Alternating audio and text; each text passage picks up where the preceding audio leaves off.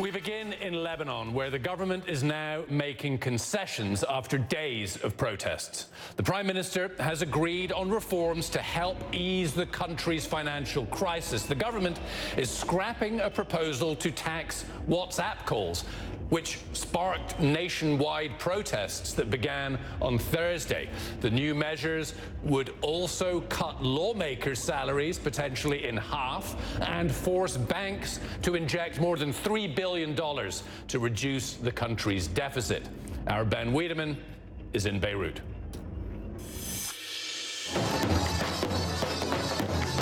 It's the drumbeat of revolution, banging in Beirut and across Lebanon.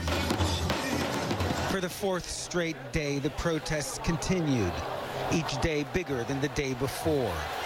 The atmosphere is jubilant. But the underlying grievances are real. Anger over a faltering economy, official corruption, and barely functioning basic services. 5-year-old Yusuf suffers from a hereditary disease. His father, Ibrahim, an ex-soldier, can't find work, can't afford Yusuf's treatment. Along with his wife, Farah, they tried to leave the country by boat with Syrian refugees to Turkey. We paid 8,000 euros, says Ibrahim. We sold our car, my motorbike, hoping we would find something better outside. The boat sank. They barely survived. We almost drowned when he was 8 months old, Ibrahim says. We risked his life to escape this disgusting country. It's all politics, sectarianism, theft, and looting. Beyond the specifics of the economy, there is deep resentment toward Lebanon's political and business elite, often one and the same. They have been taking a lot of money since years to their pocket. They're considering us as slaves, as dumb people. They are stealing and stealing and stealing. But at the end, people will say no.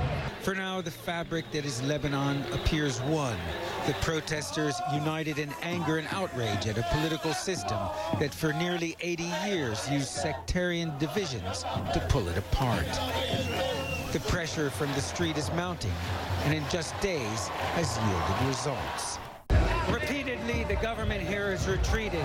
It scrapped the WhatsApp tax, it promised no more taxes on ordinary citizens, and it's dropped the idea of an austerity budget. None of those steps, however, has had much impact on these protests. As the sun sets over Beirut, the streets remain full. This long-suffering country has seen flashes of hope. Ben Wiedemann, CNN, Beirut.